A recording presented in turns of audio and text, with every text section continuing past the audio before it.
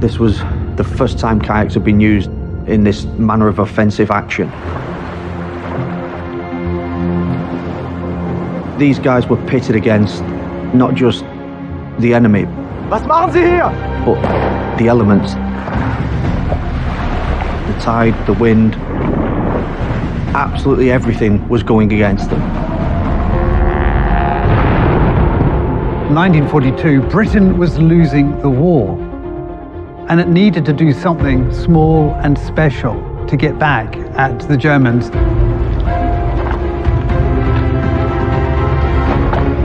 And here we have 12 men who are going to do their bit to fight this monster called Hitler.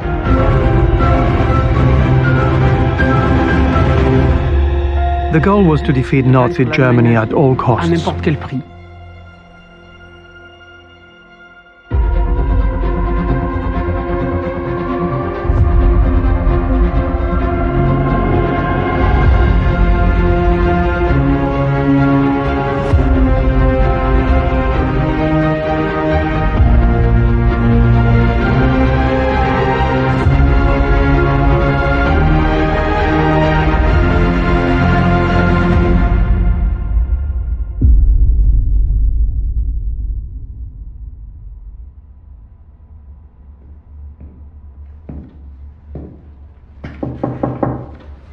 Enter. Morning, Colonel. Major Herbert Hassler reporting for debrief.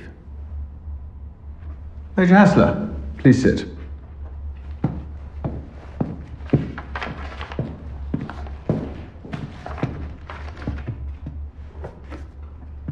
We will proceed with your mission debriefing. In December 1942, you led Operation Frankton. That is correct, Colonel. Your operation involved infiltrating the port of Bordeaux by canoe to destroy the German ships docked there, is that correct? Yes, Colonel. We had to get into the estuary from the Atlantic, get past the German defenses without being spotted, then travel upriver around 55 miles.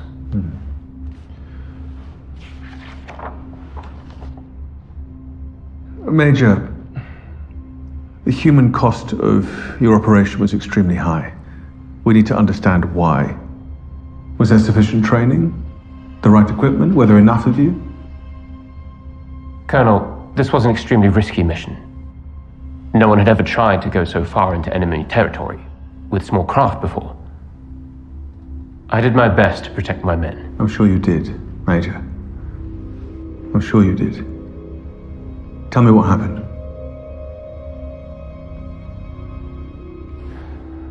The 30th of November, 1942, we left Scotland aboard the submarine HMS Tuna, headed for France.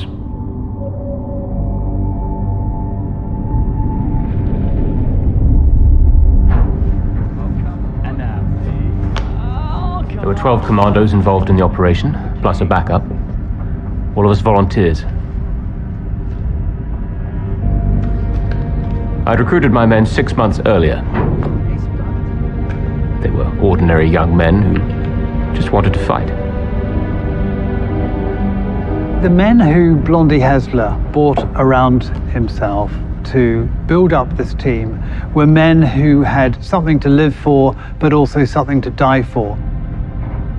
He didn't want special forces operations type people. He wanted ordinary men whom he could train to be part of his successful team. We departed from Scotland to reach the Atlantic coast and attack the port of Bordeaux. My men thought we were leaving for another training exercise.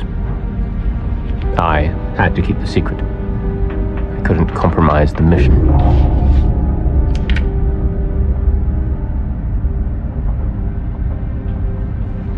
But now that we were at sea, the time had come to tell them the truth.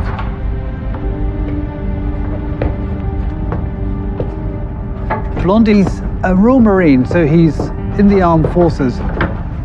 He's a very practical man. He has ideas that he then uses to create things. He's also very good at transmitting those ideas and that enthusiasm to other men.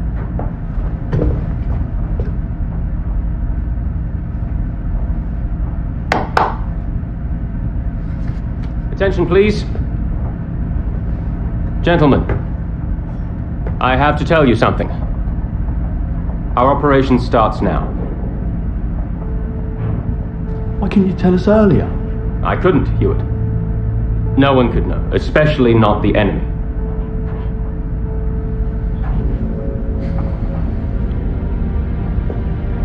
But I believe in you. This mission is exactly what you've been training for months. I chose you because I know you're capable. He waits because of secrecy. No one is supposed to know what's going on. The catchword in 1942, or the watchword in 1942, is secrecy.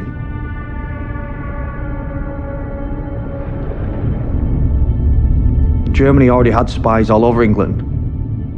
So to keep it absolutely tight and under wraps, they had to ensure that these guys were locked down in a tin can under the ocean before, the cat was let out of the bag.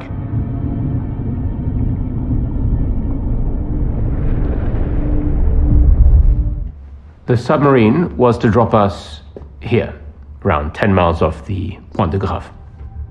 Once in the water, we would travel upriver around 65 miles to reach our target.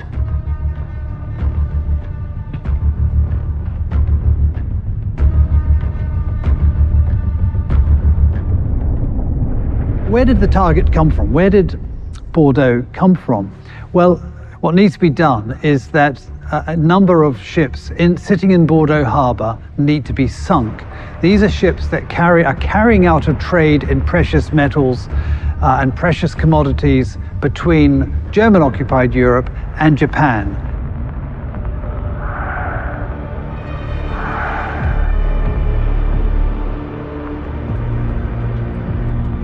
These ships have been doing runs in and out of Bordeaux.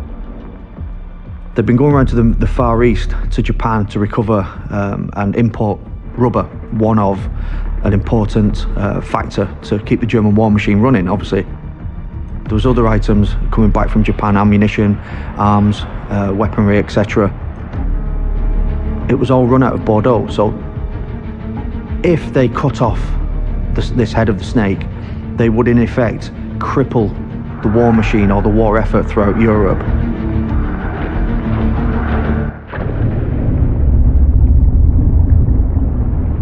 I explained to my men that to reach the port of Bordeaux, we would have to paddle at night and hide during the day, all in the dead of winter.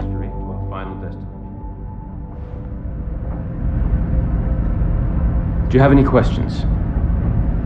What about getting back to England, Major? Yes. How do we get home? By traveling inland. After the attack, we'll split into groups of 2, scuttle the canoes, and return to dry land. And, if all goes well, after 5 or 6 days walking, the British escape line and French resistance fighters will help us get to Spain.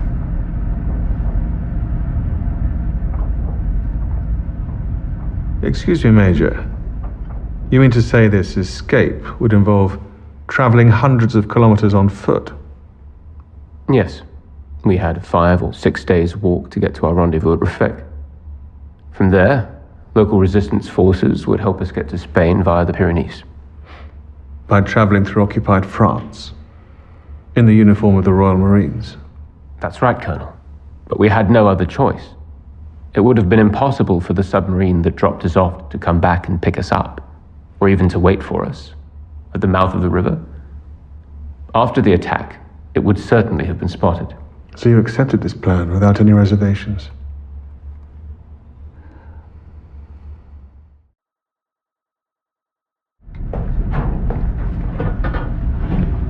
There was great camaraderie in the submarine. He's written to Mum and Dad. But some, like Hewitt, felt the need to be alone to write to their families.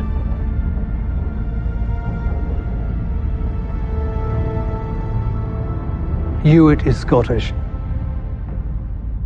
He comes from a very strong Scottish family.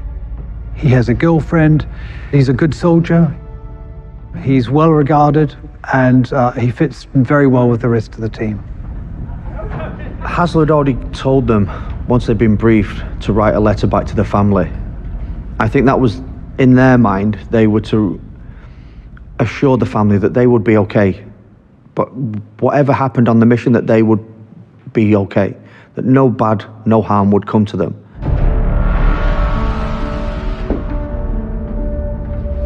As for me, I was at the command post with the captain of the HMS Tuna. To disembark our canoes, we would need to find the right window of opportunity. The submarine had to get close enough to the coast, while at the same time avoiding enemy defenses. The HMS Tuna would encounter minefields, floating mines that were laid along the coast.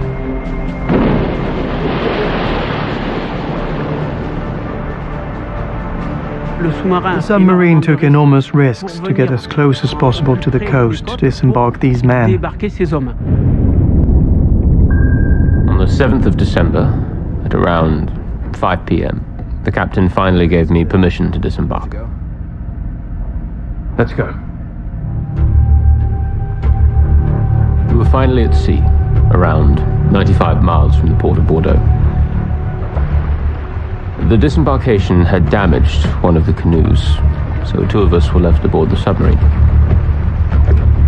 Now there were only 10 of us, in 5 small boats.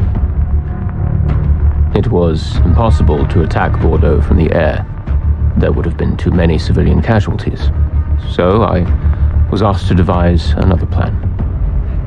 Hasler's a sailor, and he believes the best way of getting into Bordeaux Harbour, which is going into the Gironde, up the Garonne River, is by small boat. And what better small boat than a canoe? So he designed his own canoe, his own kayak, which the Royal Navy called cockles.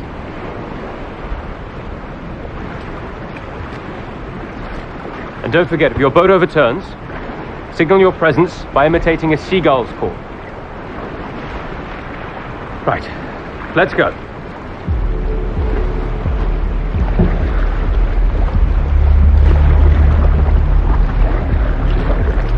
We were finally in the kayaks that would allow us to reach the mouth of the Gironde and to cross the defenses of the Atlantic Wall.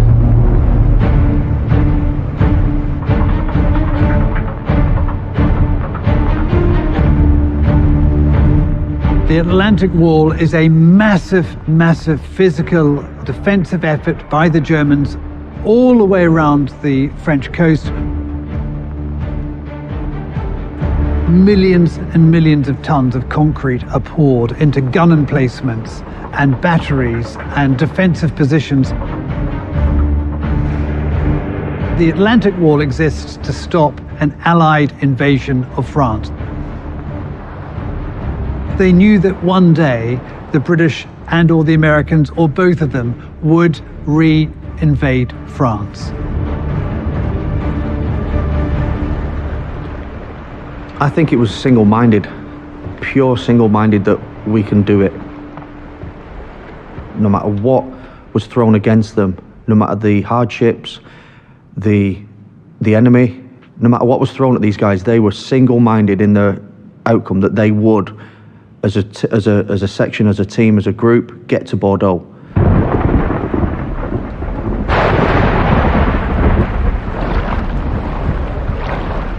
We had been paddling for a little over 4 hours when we heard a deafening noise. Then you start to hear the roar of the races. Think of a crowd cheering silently, and as you come up through the stadium, it just gets louder and louder and louder. We couldn't see much in the dark, but I quickly realized it was a title race.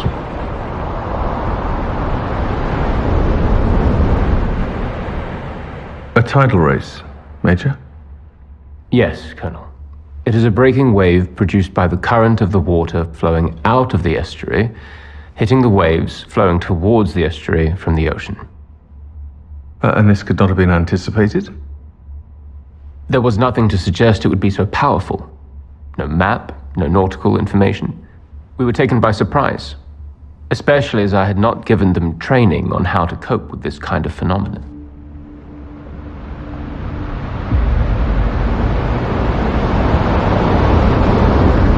Make sure you go straight into the waves, stay head on, and paddle as hard as you can. We'll find each other after. It's been hard enough getting the men to navigate their canoes and to keep them upright in normal water, even in rough water. This is entirely different. This is a very different scenario.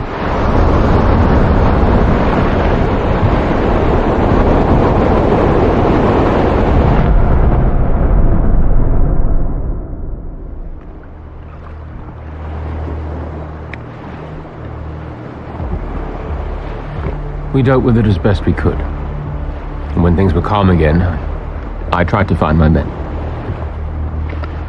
There are only 4 canoes left. They wait, they call out, but the 5th canoe has disappeared.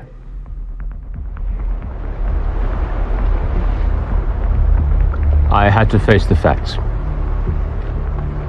Young Hewitt had disappeared, as well as Wallace, one of the eldest of the group.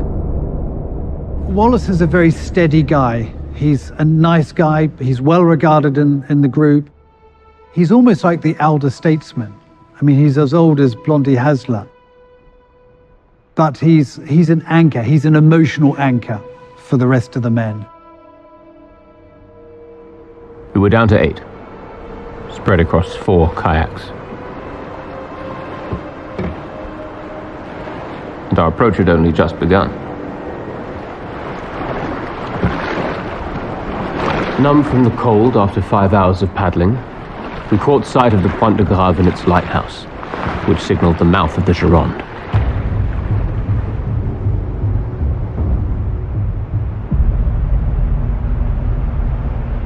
The mouth of an estuary, the only way I can relate it is 500 to 1,000 meters of open expanse of water, literally like looking into the open ocean. It engulfs you. It is your whole surroundings, your whole world, and you're at sea level. You're literally looking, 3 to 4 feet above the ocean. At that moment, I heard the noise of a second tidal race,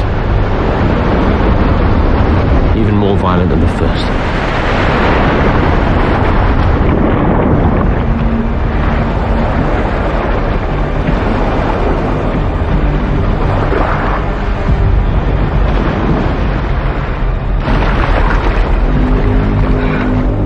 Sheard and Moffat were desperately trying to get back on board to continue the mission.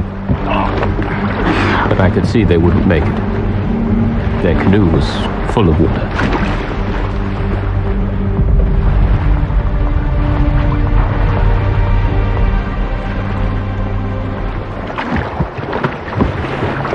I had to react quickly and do what I could in that moment. We'll tow you as close as possible to the coast. Then you'll have to swim to the shore. Okay?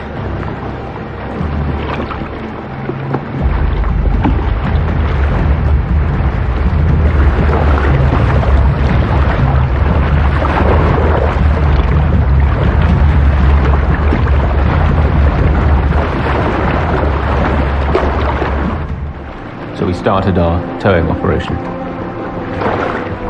The water was freezing.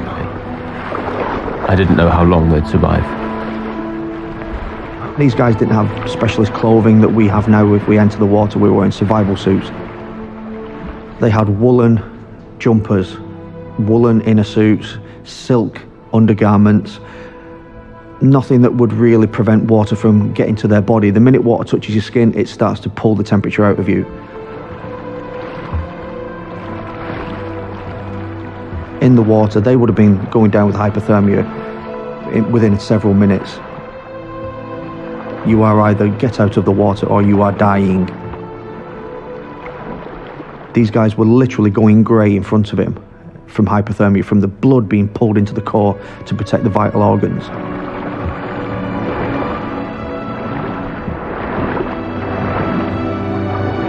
After towing them for about an hour, I had to make the right decision. The mission had to come first.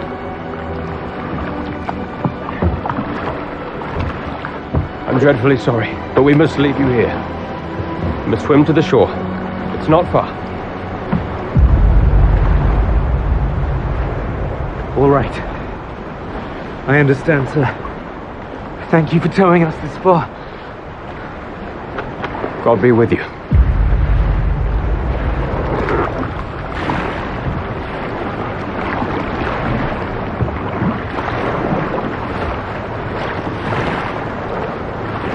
These guys knew that their job was done, that they were on their own to effect an escape overland. And I think they were okay with that. Clearly they were going down with extreme hypothermia. They probably couldn't have been thinking correctly, but they still managed to understand what Hasler was intending and were happy with it.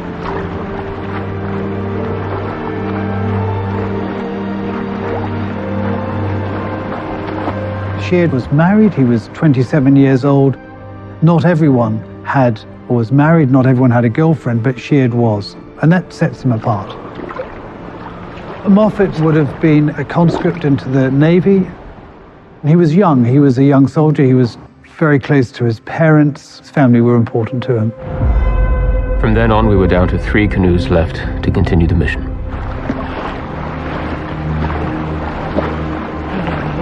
I hoped that Sheard and Moffat would make it to the shore.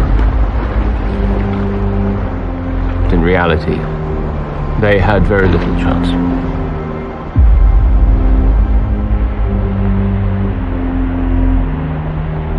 If they were caught or captured, they were going to fall under Hitler's executive order.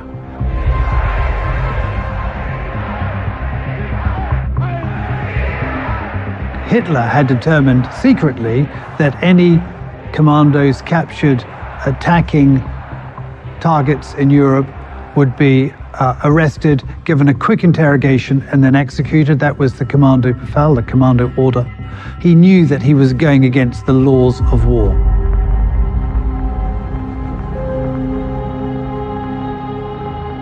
It was a death sentence to be a commando. There was no prison camps, there was no jails. It was shot on site or within 24 hours. Extract the information and shot.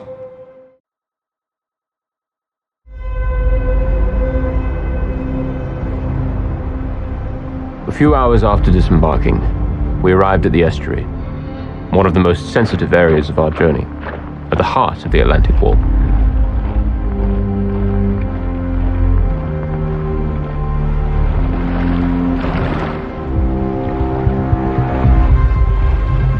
As they come in, they saw immediately in front of them a ship, a gunboat, facing them. So it was important that they get past this, because the gunboat was clearly protecting the entrance to the estuary. Faced with this new threat, I gathered my men to give them instructions. We're going to split up to reduce the risk of being discovered. Get into a low position so that your heads stick out as little as possible. We'll find each other further on, past the mouth, out of sight of the Germans. Okay?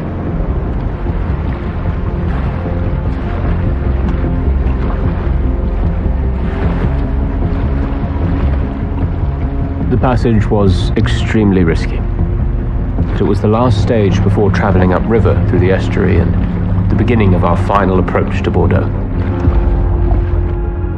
How did you escape surveillance? We paddled as silently as possible, far away from each other, in a low position. But when we reassembled, I realized something wasn't right. Where are McKinnon and Conway? Sparks.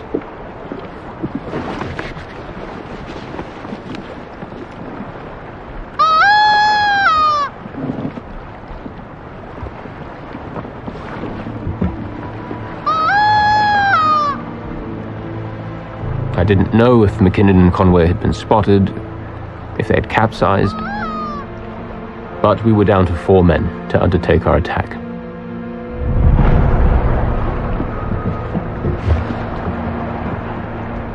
We must continue. We have no choice. is it still achievable? What's the other guys doing? Because everybody was briefed, if you are separated, you are on your own and you are to continue. The mission is still go, no matter if you're on your own.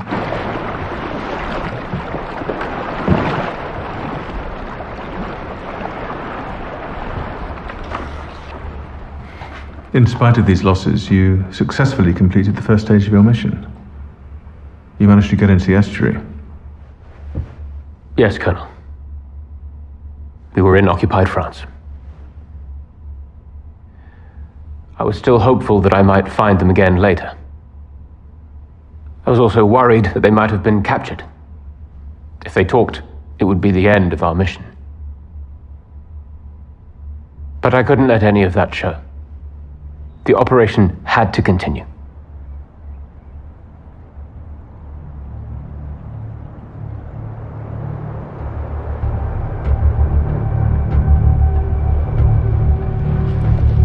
The sun had come up. We had to return to the shore to hide and wait for nightfall.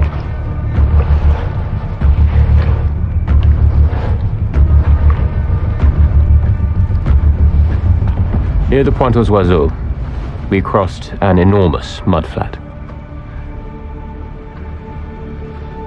We were all aware that on land we were even more vulnerable.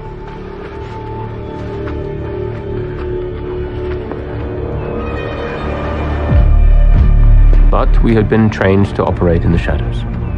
I had every confidence in my men, and especially in Sparks. Bill Sparks was a Londoner, and he came from the East End of London. He was a good commando. The nature of special force operations is such that these men were able to operate very well on their own and also very well as part of a small team.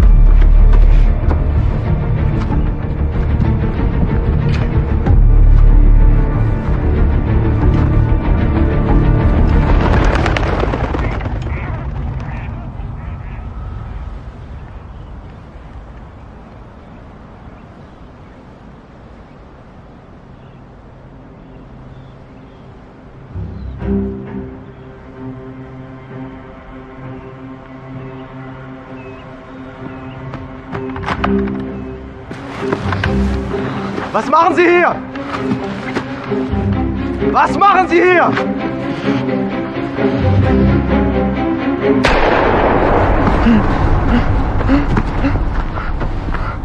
Hey, are you okay, Major? During the mission, the effort was such that some of us suffered from hallucinations.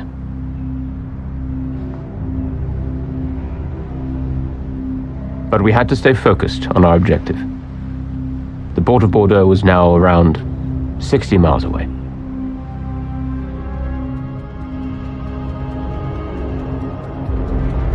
Only 4 of us were left to carry out this sabotage. Sparks, Lever, Mills, and me.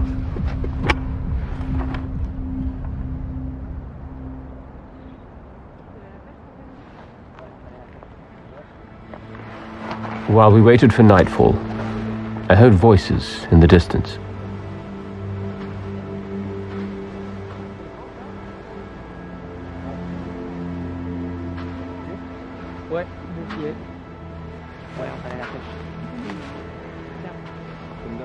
I hesitated.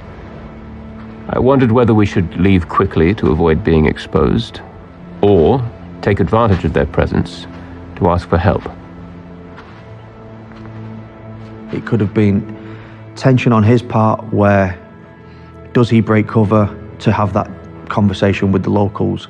Does he not break cover and risk one of them running back to the village and warning the police, who would then in turn warn the Germans? Bonjour.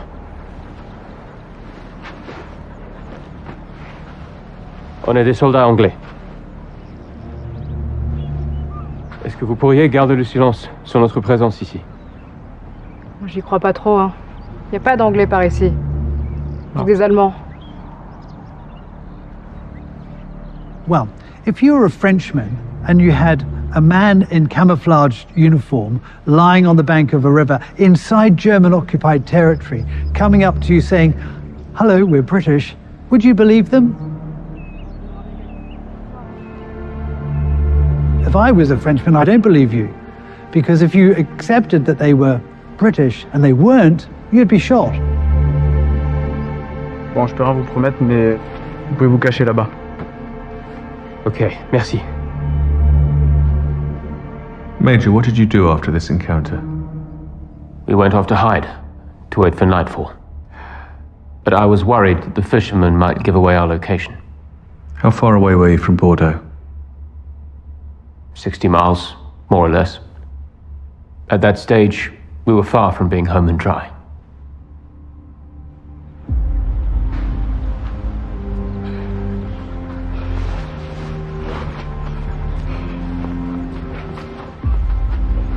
After all the mishaps of the last few hours, we needed to hurry to continue our approach.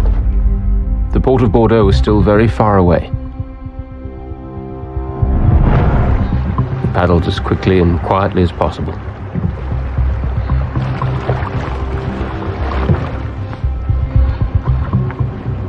As soon as day broke, we had to hide on shore and catch up on sleep.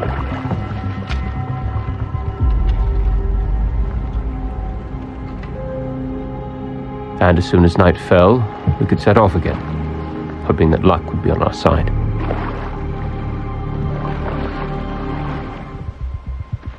Each day we had to adapt to the tide times to avoid paddling against the current.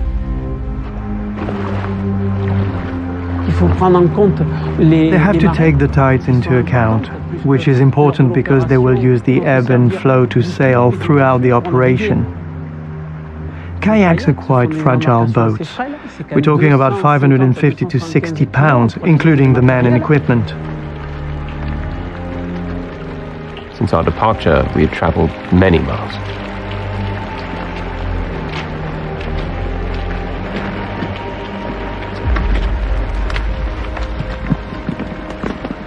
Every time we stopped, we had to hide our canoes.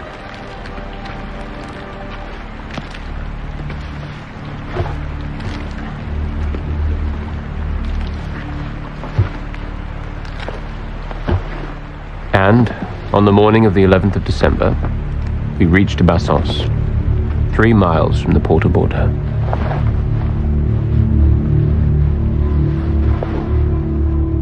But why did you not launch the attack straight away, Major Hassler? Why wait? Colonel, there were many factors to take into account. We had to identify our targets.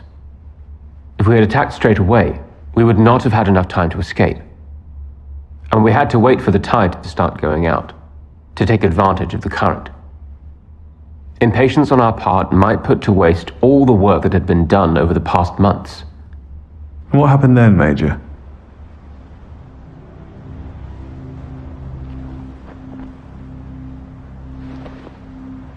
Preparations for the attack began. To cause as much damage as possible, we had chosen to use magnetic mines, limpet mines, which could easily be attached to the hulls of the ships moored at the docks. But I was aware we'd need to handle them very carefully. You remember how to set the mines. Be vigilant. And when you secure the detonator, don't forget they're equipped with a pressure sensor which is extremely sensitive to impact.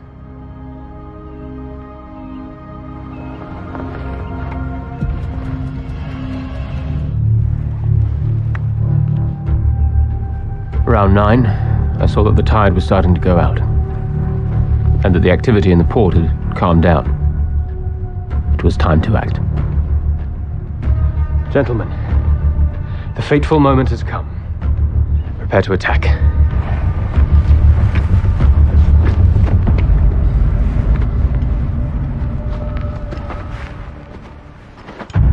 We were finally there.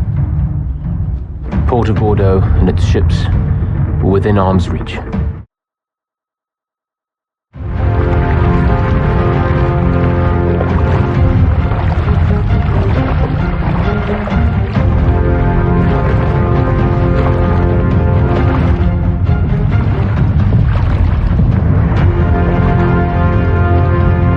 split up in order to hit more targets. Sparks and I were on the west bank, Lever and Mills on the east.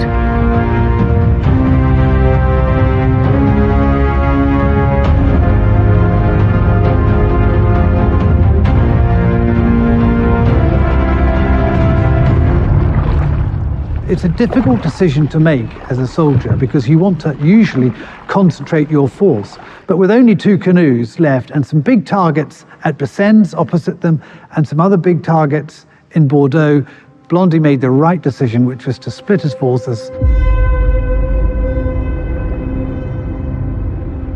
After paddling for over an hour and a half, we reached the port. Around 10 cargo ships were anchored there. But we only had 8 mines on board the canoes, so we had to choose our targets strategically to ensure maximum damage. The Tannenfels, a 155-meter-long cargo ship, was the perfect target. To place that limpet successfully on the side of a vessel, you can't just clang it onto the side, because think of a ship's hull as a hollow can. If something metal strikes metal, it reverberates down and is amplified by the vastness of a ship's hull. So these guys literally had a broomstick, a big metal broomstick, shoved it under the water and rolled the limpet mine on. We laid our limpet mines with the utmost caution. We had to be quick, because the tide was starting to change. The current would soon be against us.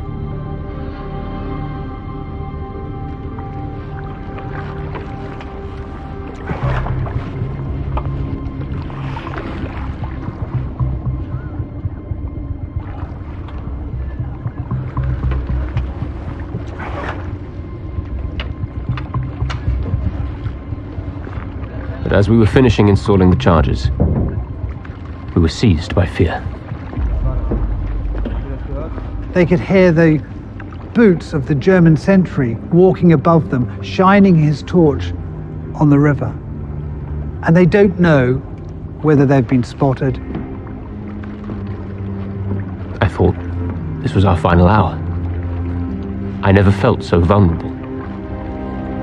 He could feel the hairs on the back of his neck stand on end, and he was expecting that cold, sharp razor to hit him in the back of a bullet.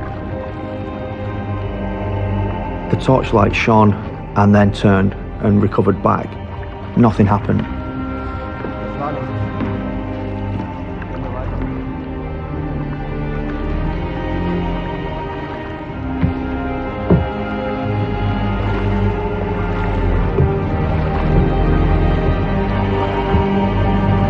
It was only when they were a few hundred meters away that they could breathe a sigh of relief and actually give a little laugh that they'd managed to get through undetected.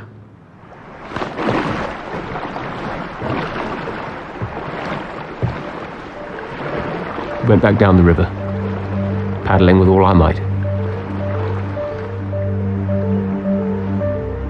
Now was the beginning of our extraction. We needed to land on the riverbanks before starting our long march through enemy territory.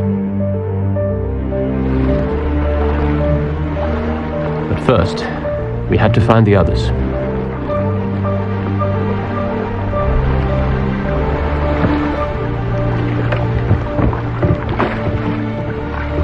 Congratulations to you both, and to you too, Sparks. You've all conducted yourselves admirably. I'm proud of you. Major Hassler, may we continue with you a while longer? All right, Corporal, if you like. But we'll have to split up before we reach the shore, to maximize our chances. All right? And when we get back to England, you owe me a beer.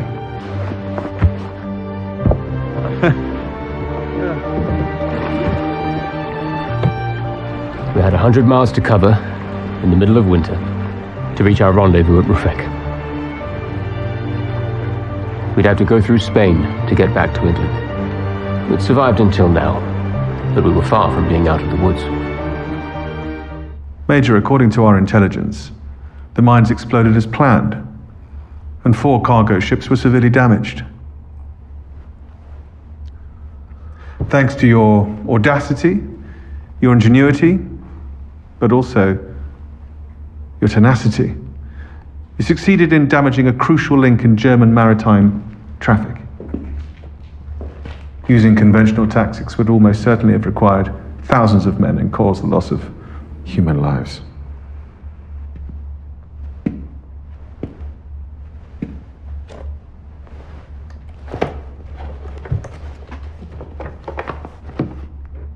You managed to do it with 4 men. 12, Colonel. There were 12 of us. Major, we will not forget a single one of them.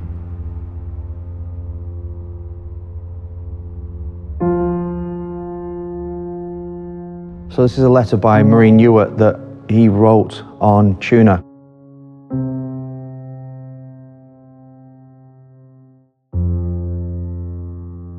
Dear Mum, Dad and brothers, as you know, I'm preparing or participating in a certain kind of mission which I'm sure you'll hear about soon.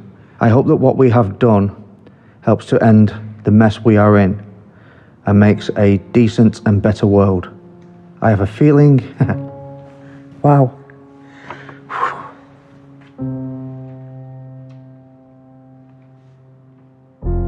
I have a feeling I'll be fine, like a bad penny. So please don't upset yourself about my safety. I cannot thank you enough for all you have done for me. I'll take it with me wherever I go. So trusting we'll meet again, I'll say my goodbyes. I think he would have been hopeful that he will see them again, but ultimately he knew that it was a one-way ticket.